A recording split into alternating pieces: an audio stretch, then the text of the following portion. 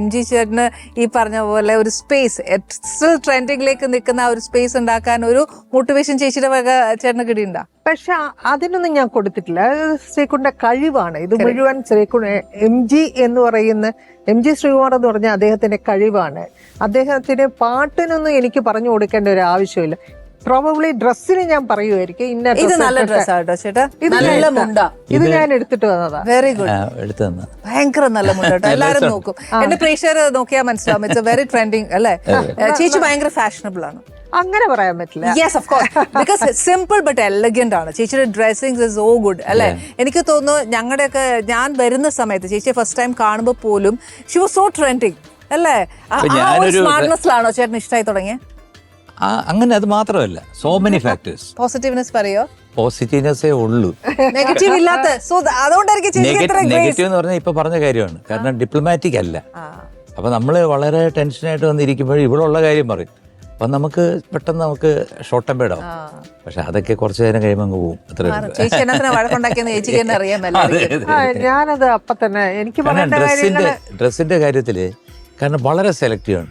ഇപ്പൊ അവള് സെലക്ട് ചെയ്യുന്ന ഒരു ഡ്രസ്സ് എനിക്ക് ചിലപ്പോൾ ആദ്യം ഇഷ്ടപ്പെടില്ല, പിന്നെ അത് ഇട്ടിട്ട് വെളിയിലൊക്കെ ഫോട്ടോയിലൊക്കെ വരുമ്പോഴേ കൊള്ളാമല്ലോ എന്ന് തോന്നും. ചേച്ചിയുടെ പറയാൻ പറ്റുന്ന ബെസ്റ്റ് ക്വാളിറ്റീസ്, പോസിറ്റീവ്.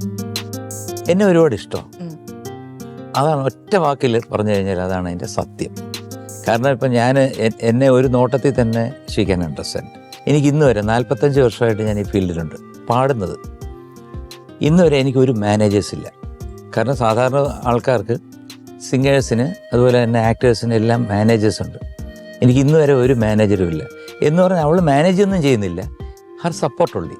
കാരണം എന്നെ ഇങ്ങനെ നോക്കിക്കഴിഞ്ഞാൽ എന്ത് പറ്റി നീ ചോദിക്കും. ആ ടെൻഷൻ എന്താണെന്ന് മനസ്സിലാക്കാൻ അറിയാം, എല്ലാം അറിയാം. കാരണം എത്ര വർഷമായി. അപ്പം എൻ്റെ ഒരു മൂവ്മെൻറ്റ് കണ്ടു കഴിഞ്ഞാൽ പെട്ടെന്ന് മനസ്സിലാവും.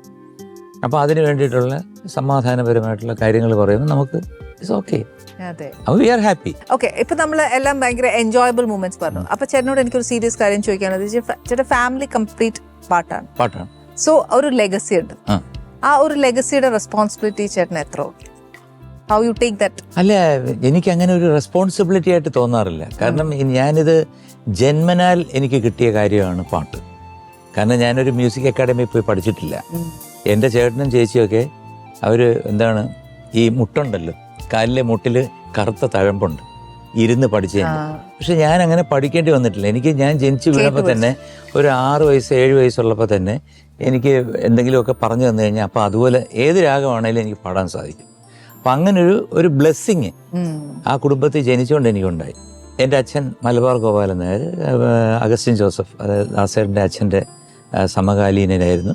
അങ്ങനെ അതുപോലെ തന്നെ ഓച്ചറ വേലുക്കുട്ടി, പറഞ്ഞാൽ മനസ്സിലാകത്തില്ല, പഴയ ആൾക്കാരാണ് അവരൊക്കെ. എന്ന് പറഞ്ഞാൽ ഈ പെട്രോൾ മാക്സിന്റെ വെളിച്ചത്തിൽ നിന്നാണ് പാടിയിരിക്കുന്നത്.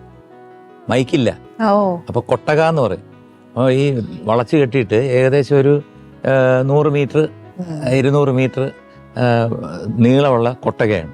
ആ കൊട്ടകയിൽ ആദ്യം ചെന്ന് അച്ഛനാ തുടങ്ങുന്നത്. ഹാർമോണിസ്റ്റ് കൂടാണ്. അപ്പോൾ ചവിട്ട് ഹാർമോണിയം എന്ന് പറയും.